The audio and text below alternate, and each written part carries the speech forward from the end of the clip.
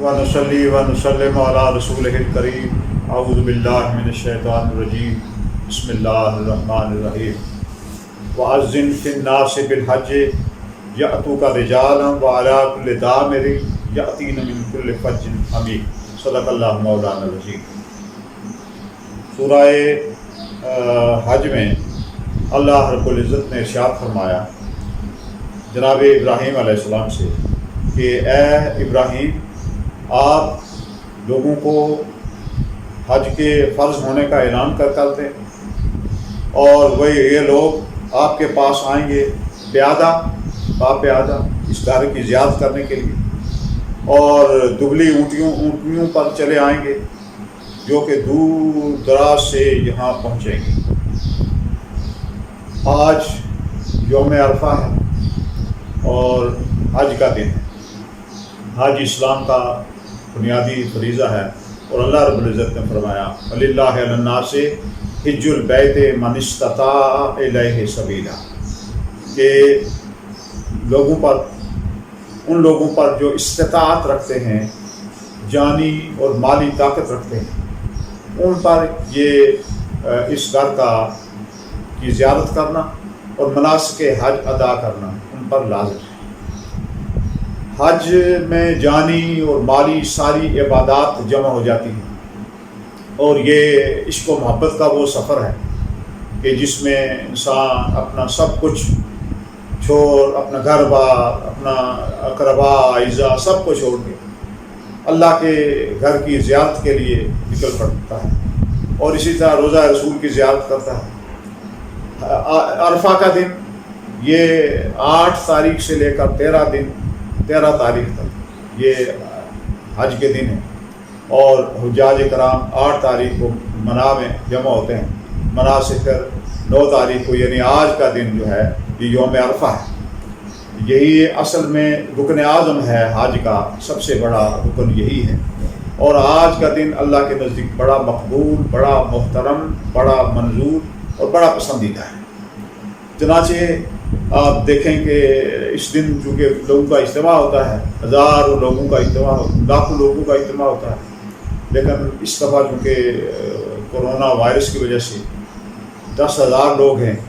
لیکن پھر بھی اس کی برکات سارے عالم میں ہوں گی، اور ہم اللہ سے دعا کرتے ہیں کہ اللہ تعالیٰ وہ مسلمانوں کا اجتماع جو ایک پوری رونق سے، پورے جذبے سے اور پورے شان و شوکت سے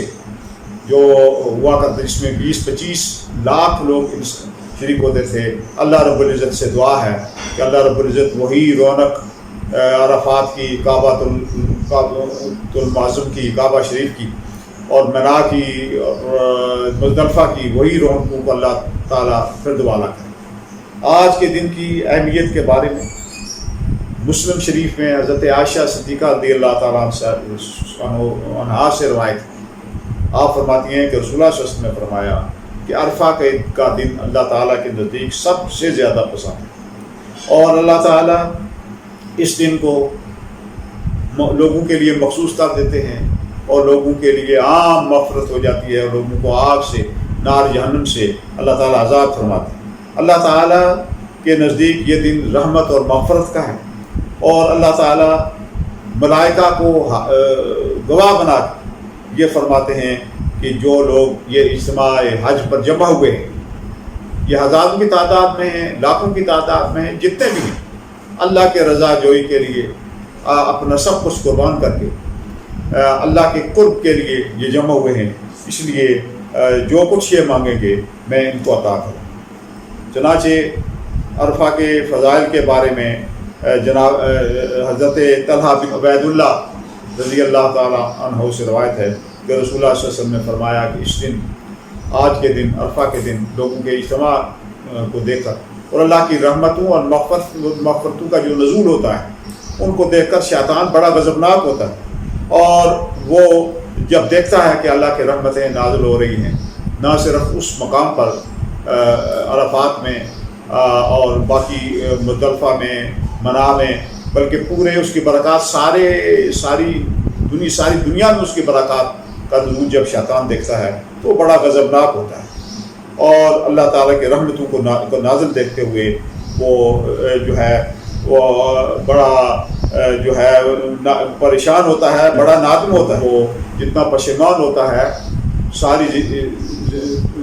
سال اتنا پشیمان نہیں ہوتا۔ تو آج کا دن رحمتوں کا ہے، چنانچہ آج کے دن جو لوگ پریشان حال ہوتے ہیں، گرد آلود راستوں سے چلتے ہوئے اور اپنا سب کچھ قربان کرتے ہوئے وہاں پہنچتے ہیں، تو اللہ تعالیٰ فرشتوں کو فرماتے ہیں کہ اے فرشتوں گواہ ہو جاؤ، میں نے ان لوگوں کو بخش دیا ہے، اور جو ان میں گناہگار شامل ہوئے ہیں ان کو بھی میں نے بخش دیا ہے، اور ان کی برکت سے اللہ تبارک و تعالیٰ سارے انسانوں کا، سارے مسلمانوں پر اللہ تعالیٰ رحم و کرم فرماتے ہیں، کیونکہ یہ کعبۃ اللہ تعالیٰ کی وہ کا انعام ہے کہ جس کا طواف عرش کے اوپر تو کے نیچے بیت المعمور ہے، جہاں فرشتے اللہ کا طواف کرتے ہیں اور اللہ سے رحمت و مغفرت چاہتے ہیں۔ اور یہ انسانوں کے لیے اللہ رب العزت نے جناب آدم علیہ السلام نے درخواست کی تھی کہ یا اللہ انسانوں کی رحمت اور مغفرت کے لیے وہ گھر عطا فرما۔ اللہ رب العزت نے اس گھر کو کا انتخاب فرمایا جس کی جناب ابراہیم علیہ السلام نے تعمیر کی، جس کا قرآن مجید میں ذکر ہے کہ عرفا ابراہیم القواعد من البیت و اسماعیل ربنا تقبل منا انک انت السمیع العلیم۔ اس کی دوبارہ جو تعمیر ہے وہ آدم علیہ السلام کے بعد کئی اس کے ادوار ہیں جو اس کی تاریخ ہے۔ اس کے بعد جناب ابراہیم علیہ السلام اسماعیل دونوں باپ بیٹا نے اس کی تعمیر کی اور اس کی عظمتوں کو چار چاند لگایا، اور پھر جناب ابراہیم علیہ السلام جس گھر کو تعمیر کر چکے تو کوہ ابو القبیس پہ آپ چڑھ کے آپ نے مخلوق خدا کو آواز دی، اور اللہ تعالیٰ کا حکم ہوا کہ آپ لوگوں کو بلائیں۔ یہ جو آیت میں نے پڑھی ہے اس میں اللہ رب العزت نے حکم دیا جناب ابراہیم علیہ السلام کو کہ آپ لوگوں کو بلائیں حج کے لیے۔ جناب ابراہیم علیہ السلام نے کہا کہ یا اللہ، یا تو میرا مخاطب کوئی نہیں ہے یا تو لوگ دور دور ہیں۔ اللہ رب العزت نے فرمایا ابراہیم آپ لوگوں کو بلائیں، وہ لوگ غائبین ہیں، وہ لوگ دنیا کے کسی کونے میں ہیں، ان کی جو آدمی بھی آپ کی آواز پر جو روح لبیک کہے گی وہ اس گھر کا طواف کرے گی، اور یہاں حج کی دولت سے، حج کی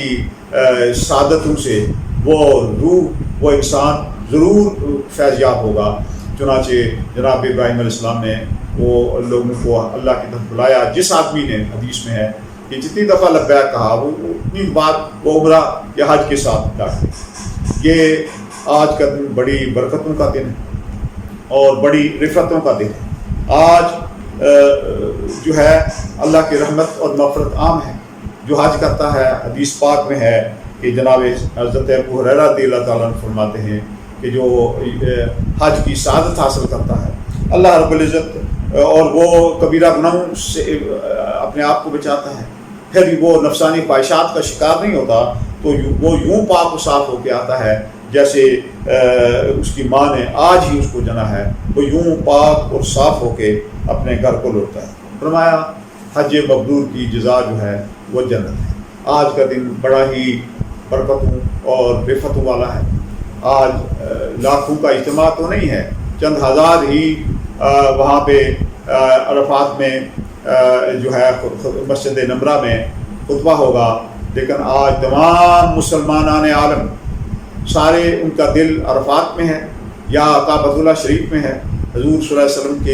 کے صدقے حضور کی نے وہ جو خطبہ مسجد نمرہ میں یعنی خطبہ حجۃ الوداع نے فرمایا تھا، اس کی یاد تازہ ہوتی ہے اور ہمارے سامنے وہ تمام تصور آ جاتا ہے جو حضور پاک صلی اللہ علیہ وسلم نے اپنے حج میں 1.25 لاکھ صحابہ کرام کو آپ نے خطبہ ارشاد